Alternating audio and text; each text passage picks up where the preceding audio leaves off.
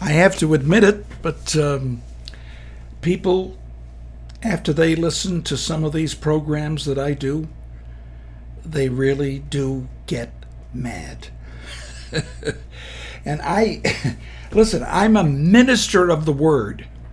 I can only preach on what God tells me to preach. And the only way I can start any kind of a sermon, any kind of a service, or any kind of a program that will be representing God in any fashion is by basing it on the Bible. Now, I have said this repeatedly, I guess, in the past couple of months, but I am not going to try to prove to you that the Bible is true. We've gone through that in past years, and anybody who has studied the Bible, 99.9% of them, that's the gospel according to St. Dean, but 99.9% of the people believe it. Because if you really make a study of it, everything balances. There are no contradictions in the Bible. Anyway, people come up to me, okay? I work at Walmart, as I have a little part-time job, and it keeps this ministry going because we don't ask for donations. It keeps my apartment going because we've got to pay the light bill. And so I have a part-time job at Walmart, and I pray for people at my part-time job.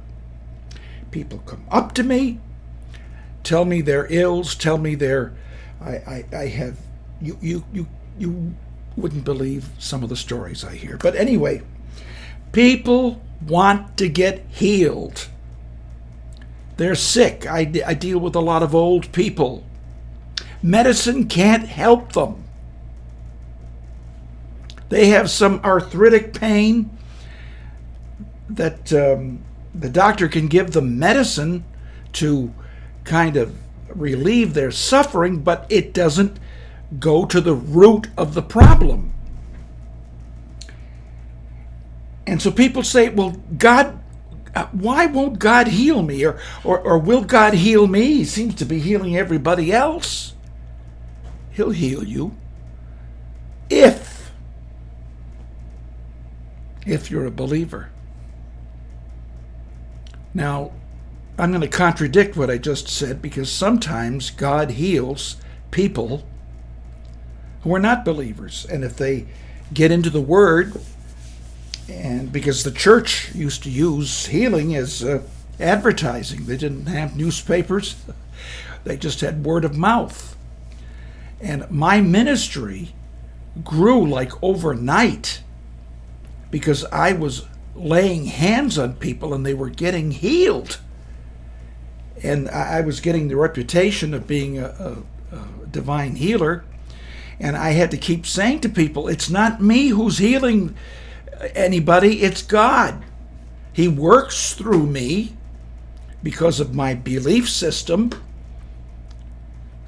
And He's healed me because I believe in Him implicitly, and I believe in His Word, the Bible. And I'll tell you something, I got a hard head. It took me years to be convinced that the Bible is true from cover to cover. And this program is really based on my fight with God. I did not want to believe God because I wanted to stay in my sin. I had big problems when I was younger. Big problems. I loved sin, and I wanted to stay in my sin. And I didn't want to be like some of those Christians, holier than thou. Well, I'm still not a holier than thou, but I have good times, and I go to parties, and I tell jokes, and I dance, and I play cards, and I believe in Jesus Christ. I believe in Jesus Christ, and I know that Jesus Christ heals through me because He promised me he would do that. And he'll heal you. I don't care if it's cancer. God can do the impossible. But it starts with you. What are you going to do? You can't work. You can't do works and get healed or get to heaven through works. No. But you got to cooperate with God. You can't fight with him. Like I did for the first 35 years of my life. God, when God says something in his scripture, when he's promised something in his scripture, he will do it. He cannot lie. There's no reason for him to lie. Everything God says comes true, or has come true. Now, if you don't have a Bible, then you really don't believe in Jesus Christ. You might say you believe in Jesus Christ, and if you don't read the Bible, you probably don't really believe in Jesus Christ. You just call yourself a Christian because you don't want to look like a communist to half the population. That's the way I was. Yeah, I'm a Christian. I didn't live a Christian's life. I never read the Bible. I was brought up as a Catholic. We never had a Bible in the house, so to speak. We never referred to the Bible. I don't remember my parents ever opening a Bible. They opened prayer books, they opened missals, but they never opened the Bible. Today, if you don't have a Bible and you don't read your Bible, I don't believe that you're a believer. It's as simple as that. Now, if you can pay for cable vision, if you can pay for cigarettes or alcohol, if you can pay for cat food and dog food, and if you can pay for all those frivolous things that we all buy all the time, you can purchase a Bible. I suggest, if you want to get healed, if you've got cancer, if you're deaf, if you're blind, if you want to be healed, if you're blind, I suppose there's the American Society for the Blind will furnish you with a Bible, a Braille Bible. But if you can read, you can see, I suggest you buy a Life Application Study Bible. Why? Because up here is the text, and down here it explains what this means. And people who have difficulty reading English, sometimes it's a second language.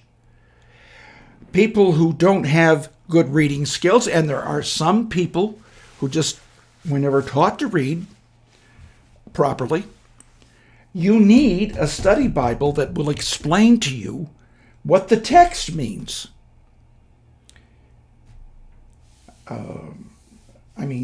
Some people just have a hard time reading. I have one lady in my ministry, and she has never been a reader. She's more of a listener than a reader.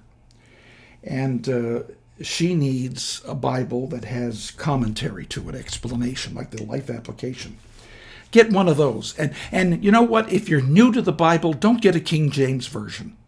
I have nothing against the King James Version, but if you're new or if you have reading disabilities, the King James Version is going to do nothing but confuse you. Get a New Living Translation if you're new to the Bible, or an NIV, a national, a new international version, NIV. How many will God heal? Will he heal you? If you believe that he exists, you're a candidate for healing and allowing God to do the impossible. Now, everything I'm telling you in this program is elementary, and it seems like we're starting from go, but that's okay. I want to start from go, because Jesus promises, God promises, I will take sickness away from you, and the number of your days I will fulfill. That's a promise from God, but you've got to believe that he exists. Do you believe in George Washington? Do you believe in Abraham Lincoln? Prove it. Prove that he lived. Prove that George Washington really was the first president. We rely on history and we rely on facts that have already been established, and that's the reason why we should believe the Bible. Millions of people have tried to disprove the Bible. They've tried to burn the Bible. They've tried to destroy the Bible. And now they're trying to discourage people from reading the Bible because they're enemies of the cross. They're enemies of Jesus. We live among them today. I try to make these programs only 10 minutes long, but this is the introduction. God will heal you, but you got to have faith. And faith comes by hearing the Word of God. So get yourself a Bible. In the meantime, listen to every one of these programs, and I'll kind of waltz you into the Bible and explain everything to you. And you will get healed. I promise you, you will get healed. This is Pastor Dean. I love you, and I'll see you tomorrow.